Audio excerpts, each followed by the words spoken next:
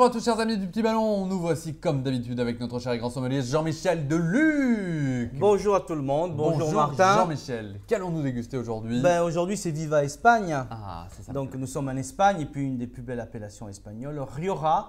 Mais pas n'importe quelle Rioja puisqu'on est dans la Rioja Alavesa, c'est le milieu, donc c'est le cœur. Et on est sur une bodega, l'Art de Paola, qui est plutôt en altitude. On est, je crois, à 583 mètres d'altitude, ce qui donne beaucoup de fraîcheur au cépage roi de la Rioja, qui est le Tempranillo. Magnifique, nous Voilà. allons déjà nous régaler, je le sens. Et bien. on est sur un 2014, donc un vin qui a quand même déjà qui entame sa 3e année. Parfait. Alors, Donc, alors, on le voit à l'œil. déjà. Je veux dire quelque chose parce que souvent on a les vins espagnols, on dit oh là là ça va taper, etc. Je parle comme vous un petit peu. ouais, mais c'était avant ça, non? C'était avant, mais là on a un vin absolument équilibré. Maruelo, le propriétaire, fait des vins quand même très subtils, 13% d'alcool. Vous voyez, on ne peut pas Ouais. accuser l'Espagne d'avoir des vins trop lourds. Ça c'est bien vrai. Voilà, je voulais le dire. Ouais, vous avez raison. Donc un vin qui a une belle couleur rubis, encore jeune, mais on sent le début d'évolution. On va vers des notes un peu mauves sur le côté et un vin qui a quand même du gras. Donc ça c'est dû au rendement et pas forcément à l'alcool. Ok. Au nez. Moi, c'est déjà sophistiqué, c'est racé. Donc, il y a du fruit, hein, des petits fruits sauvages, myrtilles, mûres.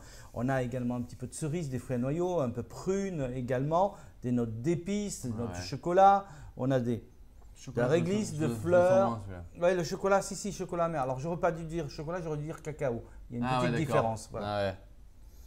Donc, on a un côté un peu poudrerie. Moi, j'adore. C'est une subtilité, d'une finesse incroyable. Et pourtant, il y a de la force et de la puissance derrière. On va se régaler en bouche.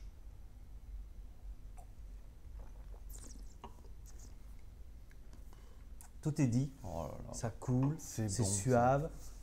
C'est très tactile. Moi, j'adore ce côté tactile. Ah, c'est Cette trop bon. douceur sur la langue. Puis ce côté un petit peu pimenté, un petit peu poivré qui arrive derrière.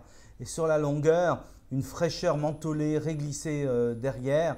On sent le potentiel, hein. C'est un vin qui a un peu de potentiel, mais aujourd'hui, je trouve ça déjà C'est absolument délicieux. fabuleux. Ouais, c'est délicieux. Alors comment on le sert, ce grand vin? Alors, c'est un vin qu'on peut passer en carafe juste une demi-heure, 1 heure avant de passer à table si on veut le boire aujourd'hui. C'est un vin qu'on va pouvoir garder facilement une dizaine d'années encore en cave, sans problème.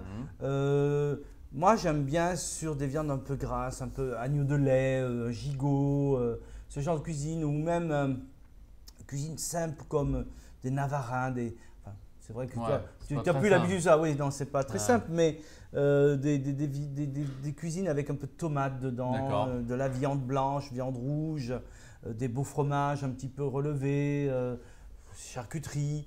Vous n'êtes pas obligé d'avoir du manchego, fromage espagnol, mais on peut très bien avoir du fromage un petit peu relevé aussi. Donc vraiment un vin qui pourra accompagner tout un repas. C'est vraiment un vin de fête, je trouve. Ah ouais, c'est trop bon. Hein. C'est vraiment très bon. Ah bah parfait. Hein. Jean-Michel encore. Donc l'Art de Paola, Rioja 2014, Tempranillo. Quelle découverte. Voilà. Merci beaucoup Jean-Michel et bonne dégustation à vous tous. Bonne dégustation.